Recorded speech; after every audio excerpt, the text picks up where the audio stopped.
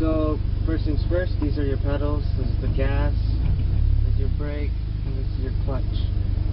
And this is the gear stick, gear lever. Okay, so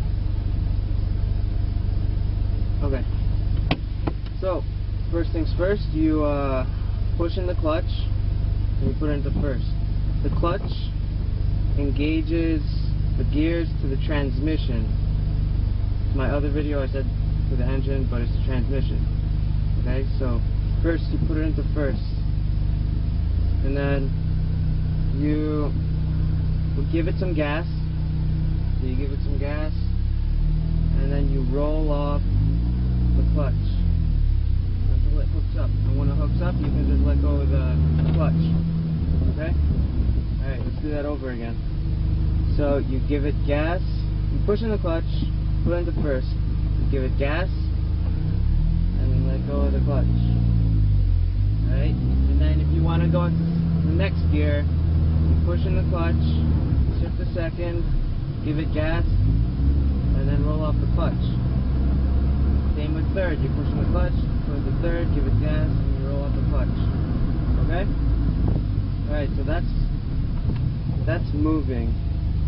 Now, how to stop. Okay. Alright, this is how you stop. Get going first.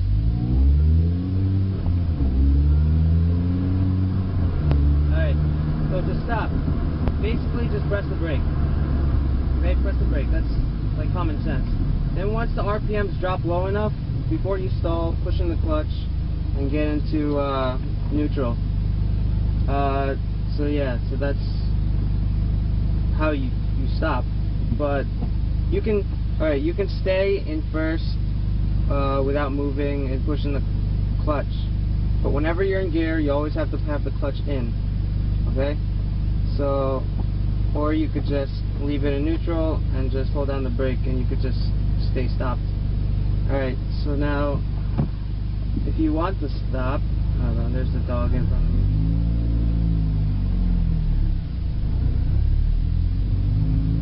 Okay, so if you want to stop,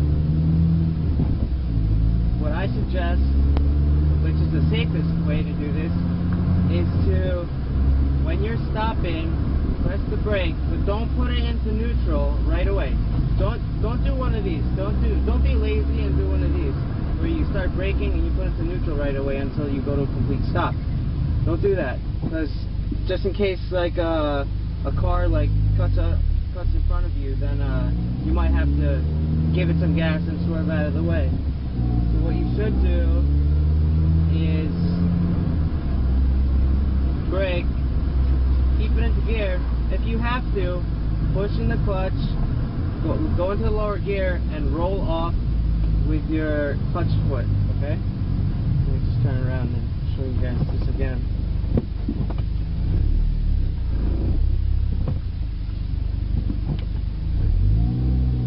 Okay, so that's downshifting for beginners. Alright, so this is how you should downshift. So downshift is push in the clutch, go into the lower gear, roll off the clutch until it hooks up, then you let go of the clutch. Okay? So that's downshifting. Don't downshift into first. It'll be really, well, jerky. Here, I'll show you. So, yeah, it's not very good. Second gear is good enough. Alright? So, now for clutch use. So, basically you're burning the clutch every time you use the clutch, but to reduce this you want to use the clutch less. So this is burning your clutch, alright? This is me burning my clutch. See how it's just staying at the same RPM, and I'm just leaving the clutch half in and just giving it gas until it rolls a lot. That's burning up my clutch. Also, this is burning your clutch when going into the higher gears. If you hear this noise, that's burning your clutch. If you hear that's burning your clutch. Okay, so what you want to hear is an instant change in the transmission. So what you want to hear is this. Instant change. See, that was an instant change. So an instant change.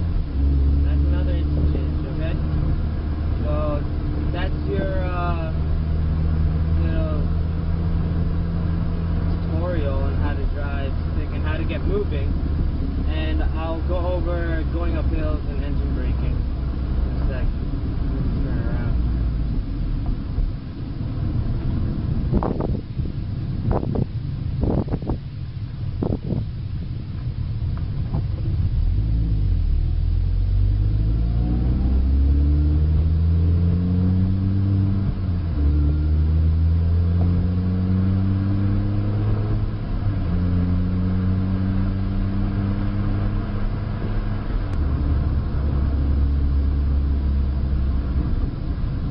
Okay, so we're at a hill now. It's a pretty steep hill. If I let go of the brake, I go down pretty fast. That was already 6 miles an hour going backwards. Okay, so a lot of people want to know this, how to start on a hill. This is basically the hardest thing to do for people starting to learn stick. So basically you're going to do the same thing as starting on flat ground, but you have to give it more gas, and you have to, we all hate to do this, but you're going to have to let the clutch slip a lot more. Okay, but you have to do this in a really quick motion from preventing yourself from rolling backwards. So you put into first, then you have to do this really fast. So you got to move your foot off the brake and to the gas quickly, and also at the same time release the clutch enough to let it hook up a little bit so you don't roll back too far. So it's like this. So you gotta. Alright, so that's. Okay, I'll do it again. You gotta do it really fast. So you for your brake foot, you gotta move it really fast. So you gotta get onto the gas fast enough so that your clutch, so it's like this. Like that. Alright, that was a little demonstration without actually doing anything. Alright, so put into first, release the brake, give it gas, and at the same time releasing the brake, let out the clutch a little bit so that it's faster to get to the hookup point of the clutch. So you let go. Alright, so you have to do that fast. You gotta let go. Okay, don't be afraid of rolling back too much, because you really won't move back that much. See, I'll move back maybe, that was maybe 3 or 4 inches. It wasn't far. Okay, so don't be afraid of people behind you. If anything, it's going to be like a little tap. Okay, there's another technique to do, is using your handbrake. So to use your handbrake, well, you basically put the handbrake up so that you won't roll back. You don't have to press the brake anymore. Put it into first, and then you let me move because this guy's making a lot of noise.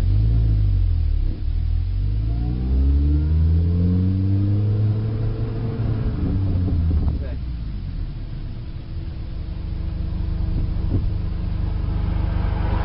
Alright, so you put the handbrake up, put it into first, and then same thing as moving up a hill or on flat ground.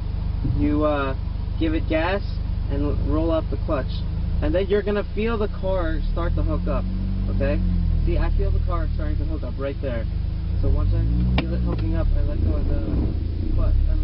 The handbrake, and I didn't roll back at all. Okay? So that's another technique that you can practice. It takes a while to get down, so you give it gas and let go of the clutch until you feel the car hooking up a little bit. You're gonna feel the car like hunch down a little bit. Alright? See, my car just hunched down right there. So once that hunches down, you let go of the handbrake. Okay? See, I didn't move back at all, and it was really smooth, and it's really simple. So practice that. And one more.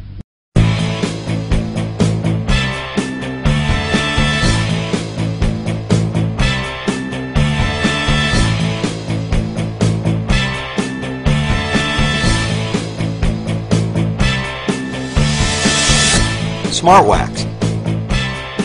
Pure 100% carnauba based wax and polish.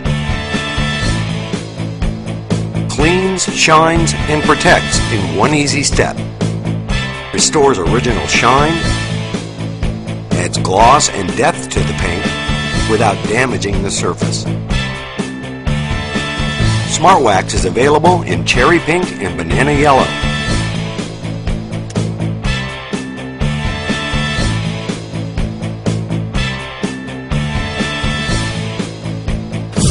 Here's Mel Craig, Training Director of Smart Detailing University, to tell us some more about Smart Wax and how to use it. Welcome to Smart Detailing University. I'm Mel Craig, Training Director. Smart Wax is the fastest and easiest wax to use on the planet. It cleans, shines, and protects in one easy step. Smart Wax can also be used on all the glass, acrylic, metal, and painted surfaces. Smart Wax can be applied in the sun or the shade, on a wet or a dry surface. One of the nicest things about Smart Wax, it leaves no smudging, no smearing, no dust, and no residue. Just apply a small amount to a microfiber applicator pad, go in a circular motion, working the wax into the paint. Once you're done applying the wax on the paint, let the product haze up and remove that in a circular motion with a clean, dry microfiber towel, leaving a brilliant, smooth as glass paint finish.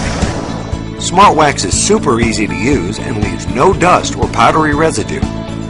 It restores original shine, adds gloss and depth to the paint, as well as cleans tree sap, bird droppings, road film, or anything that settles on your paint without damaging the surface. It can also be used on windows and chrome. And you just need an applicator towel to use it. Of course, we recommend microfiber. Smart Wax, the one and only product that cleans, shines, and protects in one easy step.